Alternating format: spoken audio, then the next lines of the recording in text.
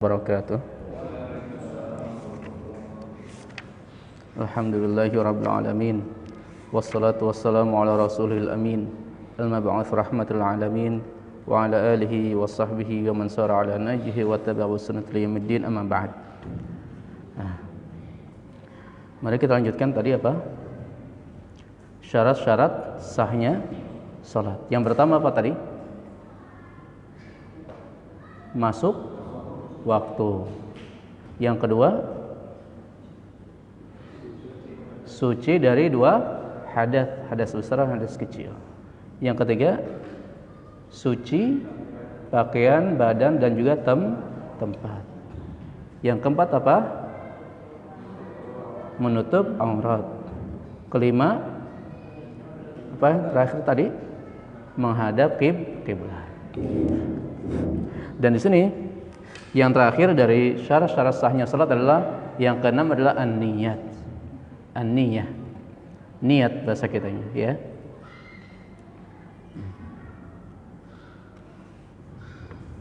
Ya.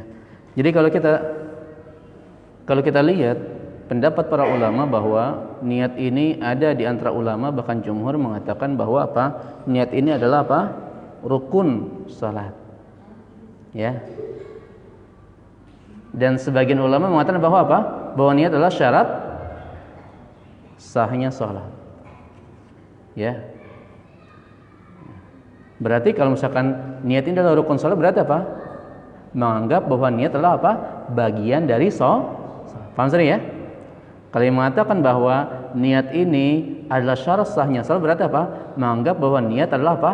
Bukan bagian dari salat, ibadah tersendiri. Paham sering ya? Akan tapi kalau kita lihat hasilnya sama-sama mengatakan baik yang mengatakan rukun salat ataupun syarat sahnya salat, mengatakan bahwa apa? Kalau ada orang yang salat tanpa berniat untuk salat, maka salatnya tidak sah. Paham ya? Jadi sebenarnya hasilnya sama saja, baik sebut rukun ataupun syarat. Ya.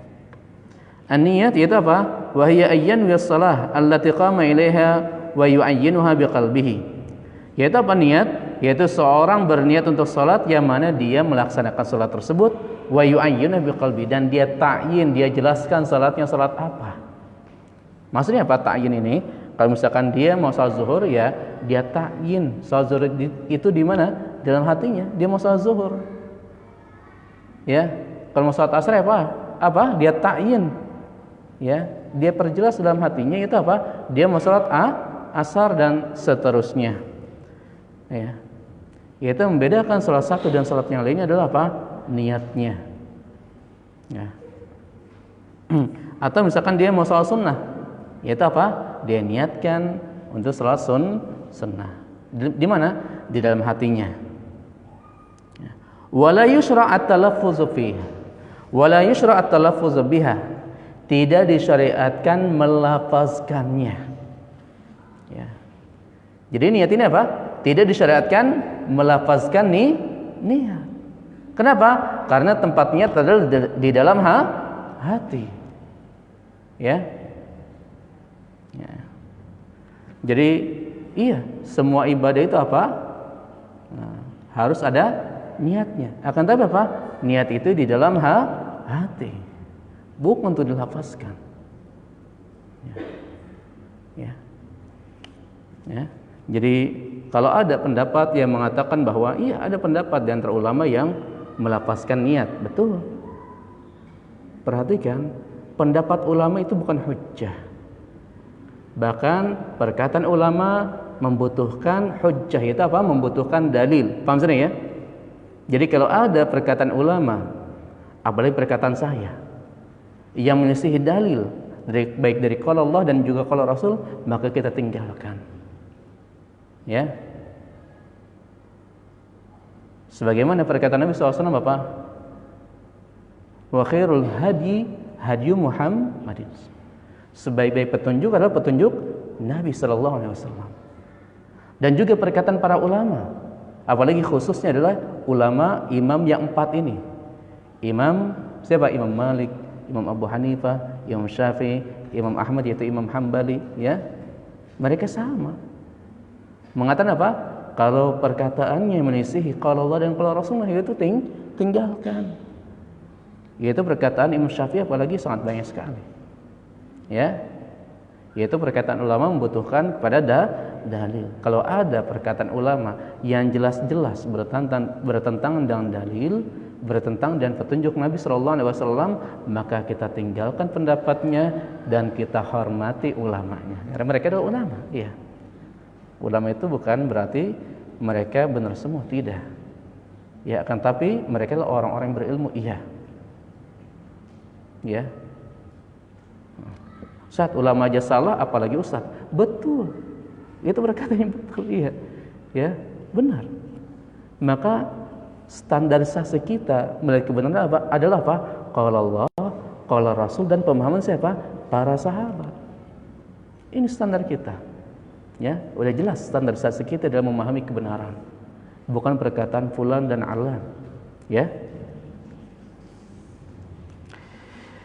Yaitu di sini disebutkan wala yusra' at-talaffuzu biha, tidak disyariatkan melafazkan niat. Karena niat itu tempatnya dalam hati. Kenapa? Niat di sini li'anna Nabi SAW lam yatalaffaz biha. Karena Nabi SAW belum pernah melafazkan niat. Ya.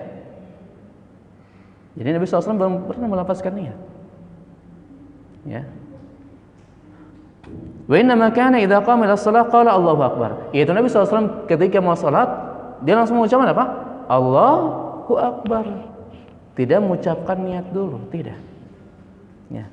Apa maksudnya? Kalau ada riwayat yang sahih dari Nabi SAW bahwa Nabi SAW apa? Melafazkan niat, maka kita juga ikutin. Paham saudara ya? Ternyata apa? Ternyata tidak ada dalil dari Nabi SAW yang mana Nabi SAW melafazkan niat. Berarti menunjukkan apa? Bahwa niat ini tidak disyariatkan untuk dilafazkan. Ya, niat ini tidak disyariatkan untuk dilafazkan. Ya. Ya. Makanya kalau kita lihat definisi salat itu apa sih? Salat definisinya?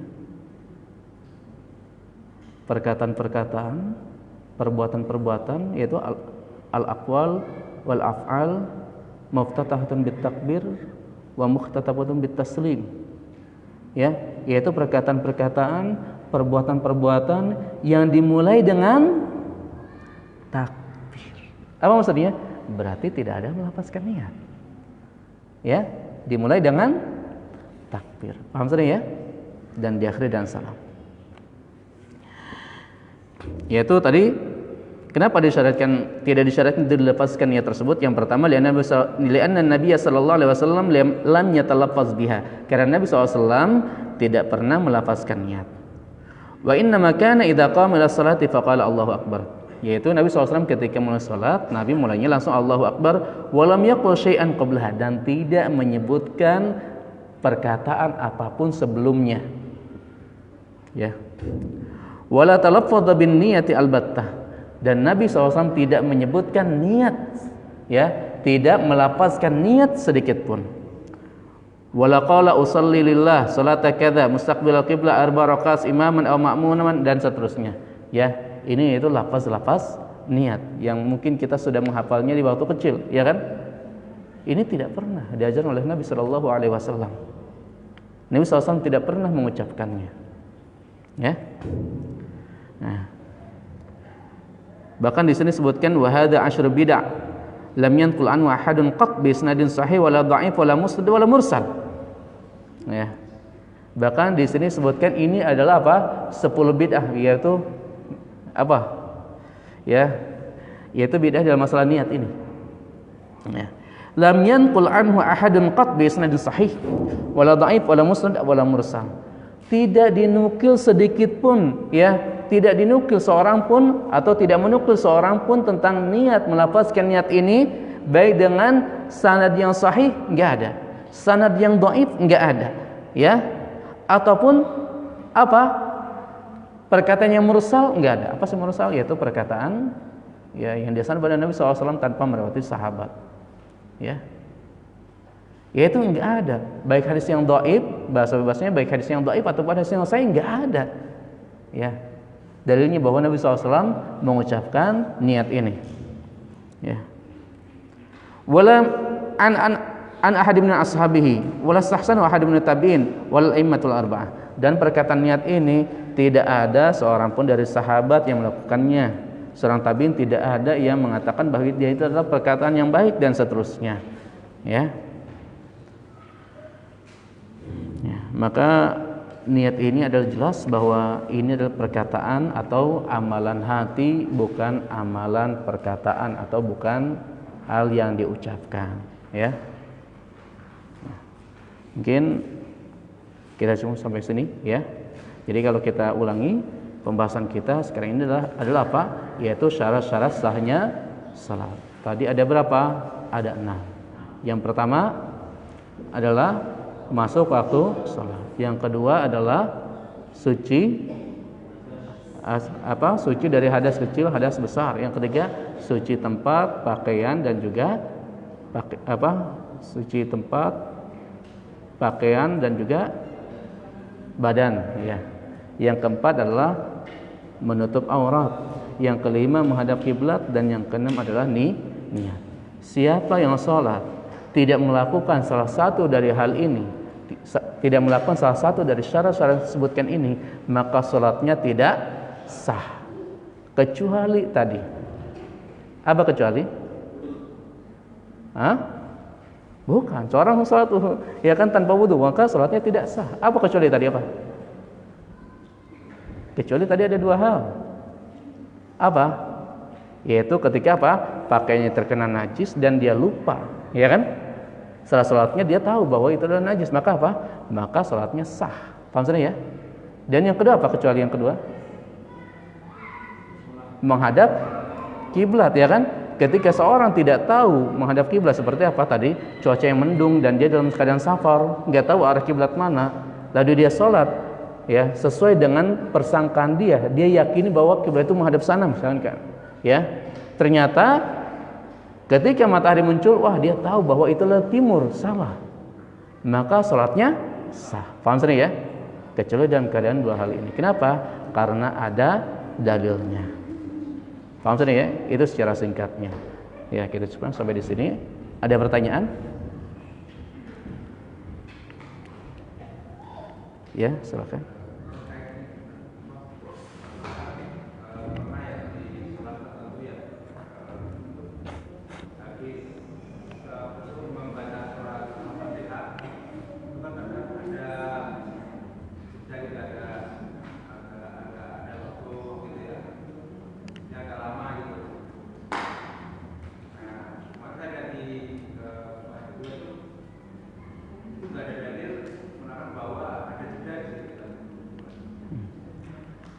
Ya, kalau misalnya Anda yang seperti itu, sebenarnya pertanyaan yang pantas itu bukan bertanya ke saya, bertanya kepada yang melakukannya. Pertama itu ada dalilnya enggak? Paham ya? Nah, jadi pertama ada dalilnya enggak? Kalau ada dalilnya kita lihat sahih atau enggak dan seterusnya. Paham ya? Nah, ya? Oh, di TV. Ya. Ya. Wallahu a'lam, ya. Iya. Ya. Ya. Ya. Jadi itu maksudnya apa? Disuruh kita untuk membaca Al-Fatihah. Kalau misalkan kita membahas tentang membaca Al-Fatihah di dalam salat ini, sebenarnya ya ada khilaf juga. Ya. Ya. Apakah makmum ini wajib membaca Al-Fatihah? Karena asalnya membaca Al-Fatihah ketika salat adalah wajib, termasuk rukun. Paham ya? Dan juga ada khilaf di antara ulama, apakah makmum membaca Al-Fatihah atau cukup bacaan imam saja ketika dijaharkan. Paham ya? Nah, bagi yang misalkan makmum ini tetap wajib membaca Al-Fatihah, maka di antara ulama ada yang berpendapat seperti itu. Dikasih waktu. Paham ya? Wallahu a'lam, saya mengikuti pendapat ulama yang mengatakan bahwa apa? Bahwa perkataan imam adalah perkataan makmum, khususnya surat Al-Fatihah ini. Ya, yang mana Nabi SAW mengatakan qiraatul imam qiraatul makmum. Ya, paham sudah ya? Nah, dah. Ada lagi yang lainnya? Silakan. Kalau saya di ini waktu sholat itu waktu baca surat Al-Alaq itu terakhir subhil Ibrahim wa Musa sampai ada yang bilang alaihissalam itu benar gimana? Ya, kembali lagi. Tanya dalilnya ada enggak gitu kan? Ya. Ya. Ya. Jadi ada dalilnya apa enggak gitu. Itu yang pertama ya. Karena tidak semua hal yang tidak kita ketahui itu enggak ada dalilnya. Itu, pahamnya sendiri ya? Ya. Saya juga mengetahui ada beberapa bacaan ya setelah imam membaca itu ada bacaan akan tapi apa?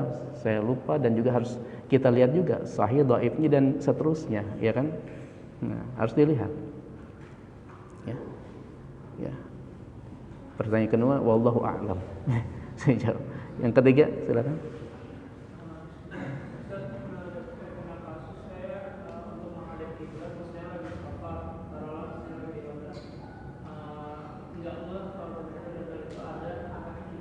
Biasanya kalau ke tempat-tempat baru saya menggunakan aplikasi. Iya. Nah, coba yang pakai aplikasi itu arahnya ke sini. Kita pas dilihat kok dari yang ditunjukkan itu beda Ustaz.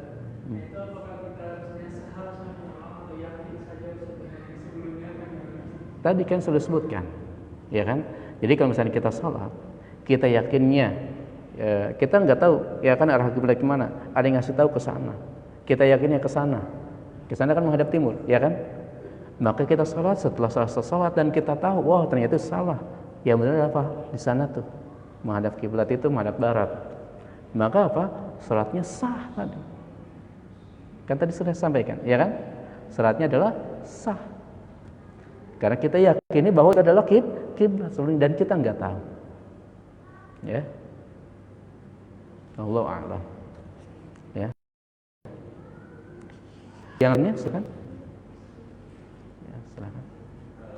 Ini kaitan dengan orang yang berdua. Kebetulan ada kasus orang ini juga salah dua dan dia mau melaksanakan sholat sudah dia mengaku mengaku ya. Nah, kita bilang salah tapi nggak apa-apa. Kemudian dia buat arah kiblat. Tapi tetap dia juga menghadapi ke arah kiblat saat berikutnya itu gimana? Allah SWT berfirman, fattaqullaha mastata'tum. Bertakwalah pada Allah Subhanahu wa taala semampu kalian. Dia sudah berusaha. Ya. Mudah-mudahan Allah memberikan ganjaran dan ampuni kekurangannya. Ya. Jadi memang kita berusaha ya semampu kita. Itu kan sudah semampunya. Ya kan kakek tersebut, ya kan? Ya. Mudah-mudahan dapat ganjaran dan kesalahan yang diampuni oleh Allah Subhanahu wa taala. Wallahu a'lam. Ada yang lainnya? Silahkan. Sudah? Cukup ya? Kalau cukup kita akhiri. Subhanaka Allahumma wa bihamdika asyhadu an la ilaha illa anta astaghfiruka wa atubu ilaik. Assalamualaikum warahmatullahi wabarakatuh.